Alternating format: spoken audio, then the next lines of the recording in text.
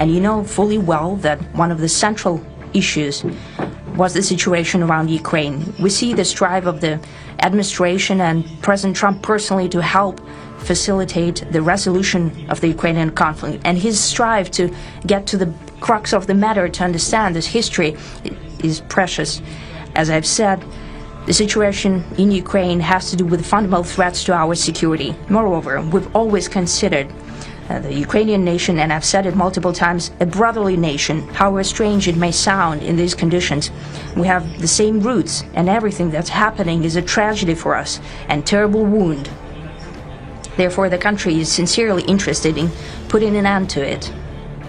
At the same time, we're convinced that in order to make the settlement lasting and long-term, we need to eliminate all the primary roots, the primary causes of that conflict. And we've said it multiple times, to consider all legitimate concerns of Russia and to reinstate a just balance of security in Europe and in the world on the whole. And I agree with President Trump, as he has said today, that naturally the security of Ukraine should be ensured as well.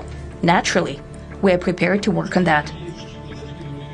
I would like to hope that the agreement that we've reached together will help us bring closer that goal and will pave the path towards peace in Ukraine.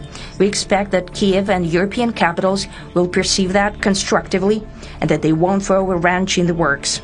They will not make any attempts to use some backroom dealings to conduct provocations to torpedo the nascent progress.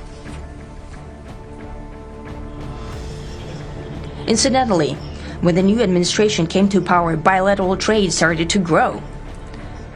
It's still very symbolic. Still, we have a growth of 20%. As I've said, we have a lot of dimensions for joint work. It is clear that the U.S. and Russian investment and business cooperation has tremendous potential. Russia and the U.S. can offer each other so much in trade, digital, high-tech, and in space exploration. We see that Arctic cooperation is also very possible, and our international context, for example, between the Far East of Russia and the West Coast of the US. Overall, it's very important for our countries to turn the page, to go back to cooperation. It is symbolic that not far away from here, at the border between Russia and the US, there was a so-called international date line. I think you can step over, literally, from yesterday into tomorrow. And I hope we'll succeed in that, in political sphere.